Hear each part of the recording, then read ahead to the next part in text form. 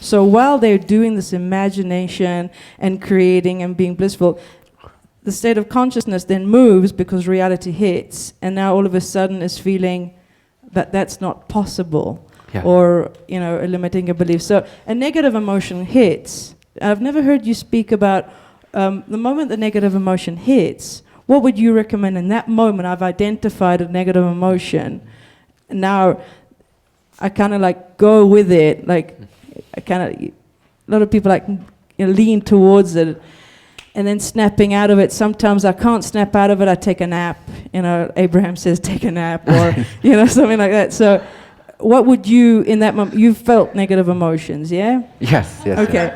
So I always love it when people say that too. Like. All right. So in that particular moment, I've realized it. What is it like? Is there like a practical moment that you could like give some kind of speak? Speak? Yeah, speak. So.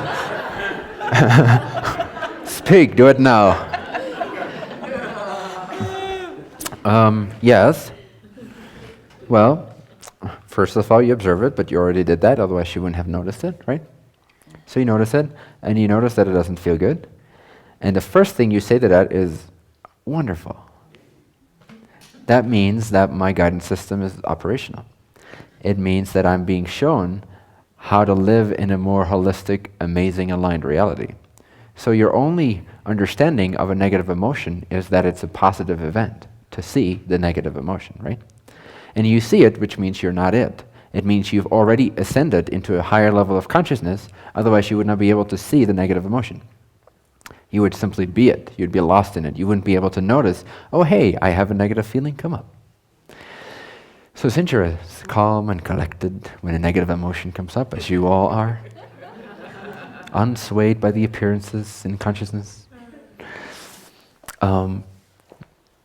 you understand that if you feel bad, it shows you that right the second before that, a belief was activated either by your environment or by your thinking process, and that fundamental belief or point of view is simply no longer working for you. That's all it is. So basically, every time I feel a negative emotion, I'm about to discover a flawed premise. Is that the...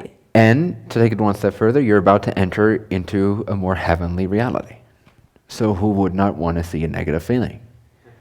That's how people often sell themselves short in a sense. So they're accelerating and they're feeling good, and then negative emotion arises. And what do? They don't understand that they can reply to that in whatever way they desire. So they think, oh, wait a second, a negative emotion comes up, so that defines who I am. I'm still a sucker. I'm still bad. I'm still flawed. I'm still wrong. I still don't get how this works. No, you perfectly get how it works. That's why it comes up. Does that make sense? If you didn't get how it works, you're like many other people are, which is in a constant state of semi-depression, but it's so constant. Like people that either drink a lot of alcohol or do whatever substance you use a lot, at some point you become very tolerant to it. And I'm not saying this in any way negatively, but just as an analogy for the emotional state of many human beings. Whatever you do all the time, at some point it's just like you're numb to it. So you're numb to even your depression. You're depressed even towards your depression. You don't even care about your depression anymore. You don't even notice the waves. You're just like, yeah, that's life. It's a good thing. When negative emotion spikes up, it's a good thing. The contrast is a good thing because it shows you that you are very active on a level of consciousness. You're very conscious. You're very progressive in your evolution, right? So it's a good sign. Always, as soon as a negative emotion hits, let your first response be, oh, jolly, fun, something along those lines. Does that make sense? So be really happy to see a negative feeling. Sure, it can feel a little bad, but that's okay. You've had it before. It's not that big of a deal. And now at least you know that it's arising because you're increasing your frequency. You're expanding, therefore your contraction is shown. If you're growing and you're becoming more and more muscular, like I am, then you, at some point, you burst out of your skin, right? Your jacket no longer fits. Sorry, I didn't mean to. No, I'm not sorry. Your jacket no longer fits when you grow too fat or whatever. But when you expand too much, at some point you hit that barrier, that vibrational barrier, And what is that? It's literally you rubbing up against the very edge of your present paradigm. So your energy starts to expand even beyond your paradigm bubble, but you can't fully stretch further unless you look at the things you're holding on to that are part of the old paradigm. Now, there's many things in the old paradigm that you don't need to look at. They won't come up for you as you expand into your joy. This is where shadow work goes wrong. It focuses on all the nitty-gritty little details, 9 out of 10 which you never have to look at. Unnecessary waste of consciousness, stop it, unless it feels good. But it doesn't. I've never met a happy shadow worker, ever. So yeah, when you expand beyond your skin will start to feel tight. If you don't expand, your skin won't feel tight. It will just be there, you won't notice it, right? You won't notice your jacket being tight if you don't expand. So similarly, you won't notice what you still hold on to from your old vibratory paradigm if you don't expand beyond that. So what does it mean when you do start to feel contracted and tied? It means you're actually expanding. You're looking at it the wrong way if you judge it negatively. If you feel bad about yourself, what you're saying is, oh, I am contracting. The opposite is happening. The paradigm is still the same size, but you are expanding. That's why you feel the contraction. So as soon as you feel the contraction, deal with it in a positive way. Does that make sense? Approach it instantaneously from a confident place of knowing that you are progressing, you are expanding. And when you do it in that way, you will continue the expansion and you will burst out of your skin. You will show yourself what fits in, what does not fit in, what you want to let go of, and what you want to bring along in a different fashion. Does that make sense? Okay, good.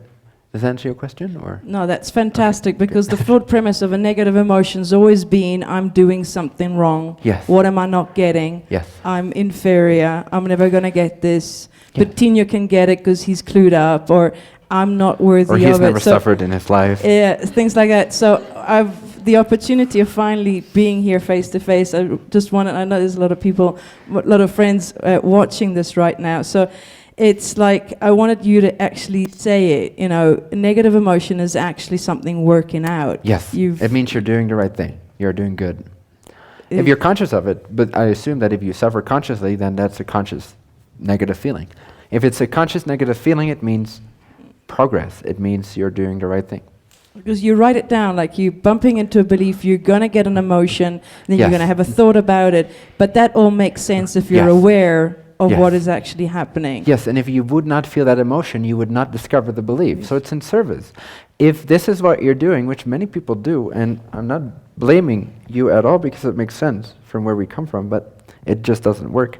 If this is what you're doing, you're expanding, you're getting excited, you're in your day one new vision of yourself, and day two hits, and there's a little bit of challenge, and there's a little bit of emotionality coming up, and you go, oh, never mind. That is up to you. The emotion doesn't tell you to go, woo, woo, woo, woo, woo, woo, woo. You choose that the emotion means you should go, woo, woo, woo, woo, woo, woo, woo. Remember, never take your cues from your circumstances. Emotions are circumstantial. They're not internal, they're circumstantial. See, this is internal. Everything above that is circumstantial. In a sense, even your point of view is circumstantial, but this is so intimate to the I am consciousness that we could call it the inner state. Your point of view, your state of being, your frequency is the only thing that belongs to the inner realm. Everything above that, beliefs, emotions, thoughts, and environment, are circumstances. Don't take your cue from your beliefs, your emotions, your thoughts, and your circumstances. Choose them in accordance with the point of view that feels best. Does that make sense? Okay. So yes, it's a good thing. If you would not feel the emotion, you would most likely not discover the belief. So don't do this. Don't go expand, be excited. Then you hit a threshold and then you go, shit, I'm doing something wrong. Because then you are lowering your frequency and you're basically telling yourself, I'm not ready for the next paradigm. Let me sink back into this one. It feels comfortable. It feels terrible, but it feels comfortable. Let me stay comfortable. I like this couch. So what you want to do is, as soon as the emotion comes up, you're excited because it's progress. So now you're no longer going to be non-excited as soon as an emotion comes up. In fact, you're going to be disappointed if no negative emotion comes up. You're like, fuck, I must be in the same paradigm still. What did I do wrong? Let me excite myself even more. Let me do something even more dangerous, even more cutting edge, even more exciting. And then, oh, there it is, day 2 challenge. Ha, fun. Okay, this means I've actually progressed. Thank you, now I can feel good about myself because the negative emotion came up. Now I can look at it, see where it comes from. I find the belief is I'm unworthy of this much bliss. Oh shit, is that true? No, of course not. I'm existence itself. There's only one being. I created myself to be in bliss all the time, to express myself as blissfully as I can. So it's just a man-made idea that I picked up along the way from one of my sheep, people, peers, and I just see no more sense in it. It seems stupid to me to believe that I'm unworthy of this much bliss. It just no longer computes with my level of understanding that I'm inseparable from all that is. And what happens? Boop!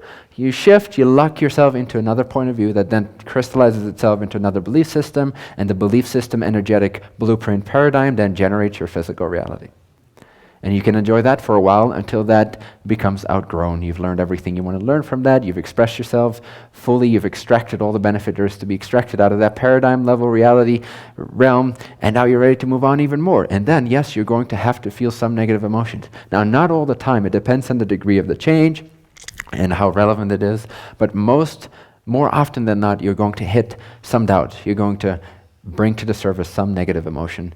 Again, that should be a good sign. It is a good sign. Thank you for your question. Perfetto. Thank you so much.